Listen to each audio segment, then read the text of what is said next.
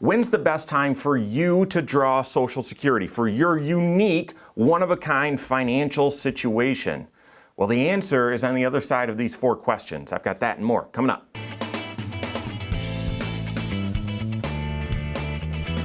My name is Mike Bernard. I am the host of the Wise Money Show. I'm also one of the certified financial planners right here at Korhorn Financial Group. Make sure you hit that subscribe button, turn on notifications, and smash that thumbs up button. Well, like it or not, Social Security is one of the most important, maybe the most important tool you have available for your retirement. I know it makes us nervous because it's outside of our control. You don't control it. We've got to rely on the government and their tax ability and the policies to fund it appropriately. And with all the money printing happening right now, I would hope that's the case, but you guys know it is in danger, right? It's not on stable footing right now, and hopefully our policymakers can true it up. But despite all of that lack of control that we have, it is still right now one of the most important, if not the most important, retirement tool you have available. Why do I say that? Okay, because Social Security is, from what I can see, the only retirement tool available to all of us, or really to most people, that solves all 3 major retirement risks. What are those? Longevity risk, the risk of you outliving your money. Well, Social Security will pay you for as long as you live, so it solves that risk. Losing your purchasing power, so the risk of inflation, right, which is a big risk right now. I don't love how they calculate it, but Social Security does offer a cost of living adjustment, an increase, which most pensions do not do that anymore. So Social Security solves that risk. And then the market volatility risk. Obviously, Social Security is not tied to the stock market. Many people wish it was, because it's not going to grow like the stock market does. But the point here is, in retirement, when you're living off of this income, it's not going to crash, it's not going to drop like the stock market can as well. And so Social Security it solves each of those 3 risks, where most of your other tools available for your retirement do not address those. So deciding when to draw Social Security is one of the most important financial decisions you'll ever make in your life. So the question is, how do you know? How do you know when the right time is? Most people, if you look at all the studies, they draw as soon as they can. And that is the best decision only if that's the right decision for them, right? You've got to ask yourself these 4 questions and work with your certified financial planner to determine and be planful about when you, specifically you, not your neighbor, not your friend, not your sibling, when you should draw Social Security, because it's different for all of us, okay? So you've got to ask yourself these 4 questions, and some of them are basic, but figuring out when to draw Social Security, the best time for you to draw, is on the other side of these 4 questions.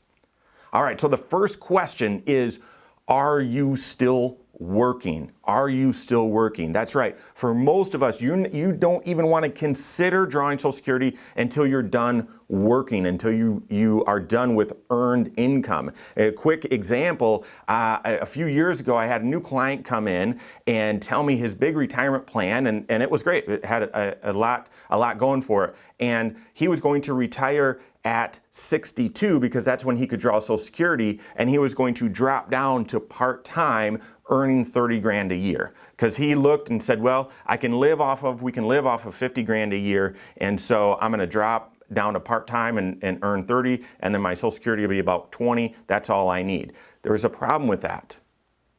If you are drawing Social Security before your full retirement age, which is for most of us 67, then you're limited on how much earnings you can have before your Social Security is penalized. And right now, for this year, it's around $18,000 a year, and in your first year of retirement, they actually break that down into a monthly income number, okay? So work with your certified financial planner on that. But therefore, if you're working part-time, but earning more than that $18,000 or $18,000 and change, just under $19,000 for this year, then if you're making more than that and you want to draw Social Security, your Social Security would be penalized. That means you'd be locking in a low number because you'd be starting Social Security early, and then it would be penalized. You wouldn't even get all of it because you're not at your full retirement age first. So that's the first question.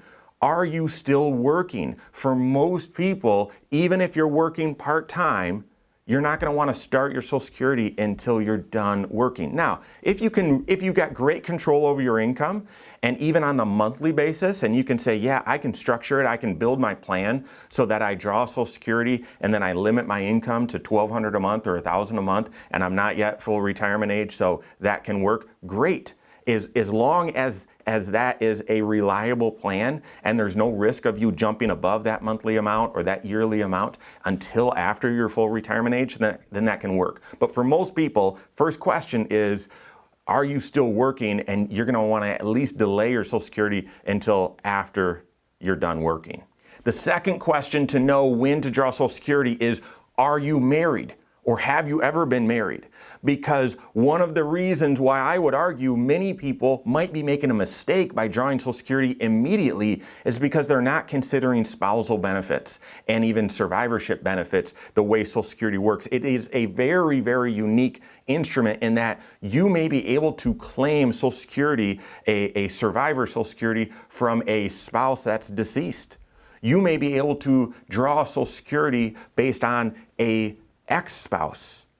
And then if you're not a widow and if you're not divorced, you need to be mindful of how to draw Social Security based on, the life expectancy of you and your spouse.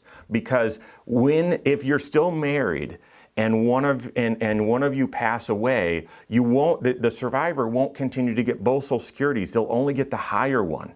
Therefore, if you're married, if you've ever been married and you're maybe a widow, you want to coordinate your benefits. There's still some unique planning that can be done with Social Security where you can sort of double dip. There's some unique strategies there, not for this video, but be aware of that. And then if you've been divorced, again, you want to be aware of whether you should draw a spousal benefit or your own. But the point is, if you've ever been married or if you are married, pause and consider what is the best way for you to take it. And for some people, that will either mean, well, you should start taking it earlier or you should delay. I just had an individual whose spouse died about 15 years ago. They were married for about 12 years.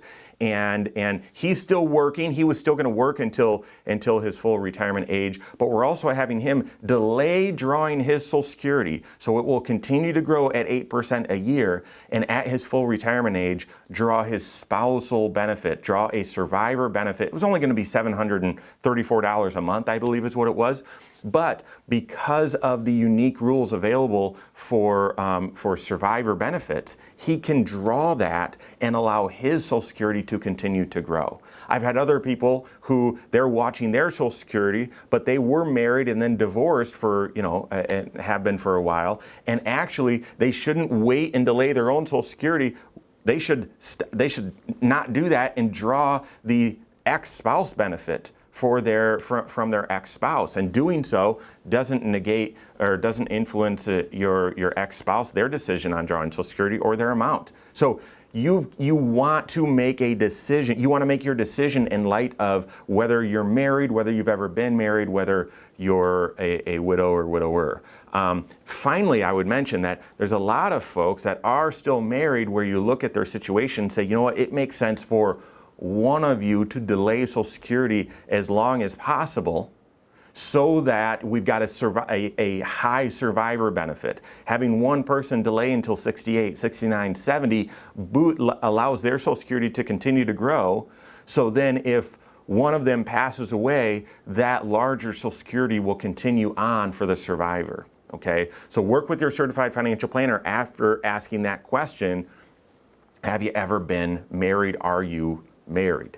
The third question to determine when you should draw your Social Security is, are you healthy? And that's a hard question to ask, right? And I say that, with full respect for the entire spectrum of health, especially in a COVID world, right?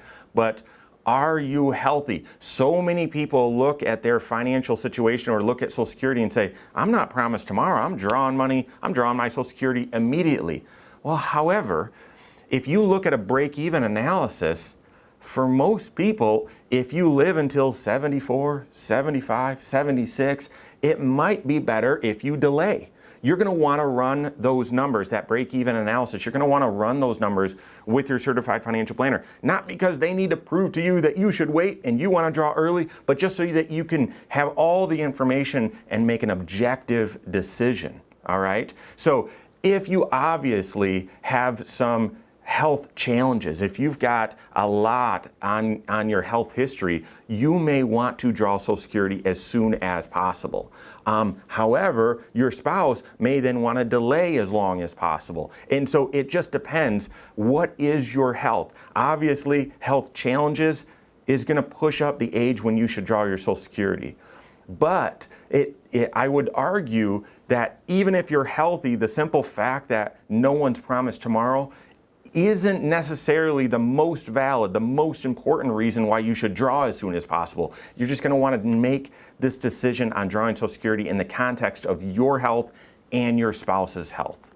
The final question to ask yourself when you're trying to figure out when is the right time for you to draw Social Security is, do you have other assets?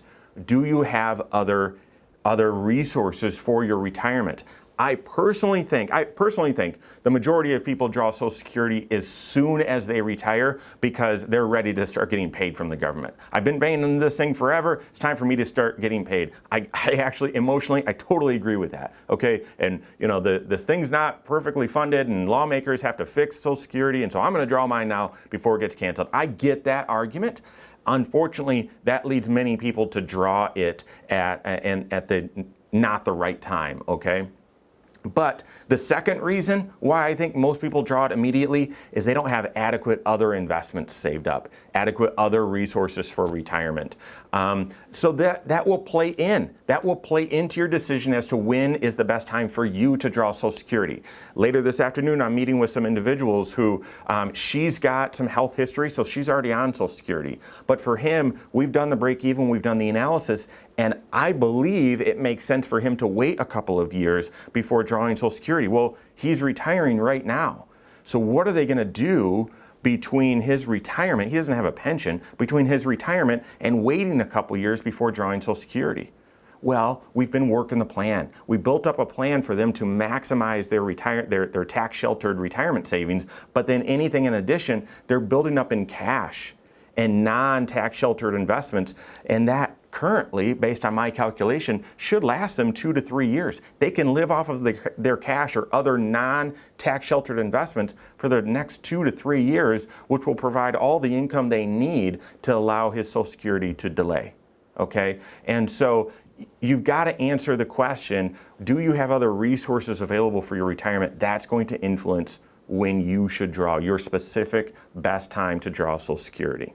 Now, all of those issues, those 4 questions and all others, that's what you're going to be working with your certified financial planner on to determine, is it 62? Is it 63 and a half? Is it 64? Is it 70? Is it 68? Is it as soon as you retire? Is it while you're working part-time but earning below that income limit, or is it as, so you're going to want to work with your certified financial planner who's doing comprehensive financial planning, not just the person, not just the guy or gal that helps you with your investments, the person who's doing comprehensive financial planning to evaluate your answers to those 4 questions and how it all fits in all 6 areas of your financial life to come up with the very, very best time for you to draw Social Security.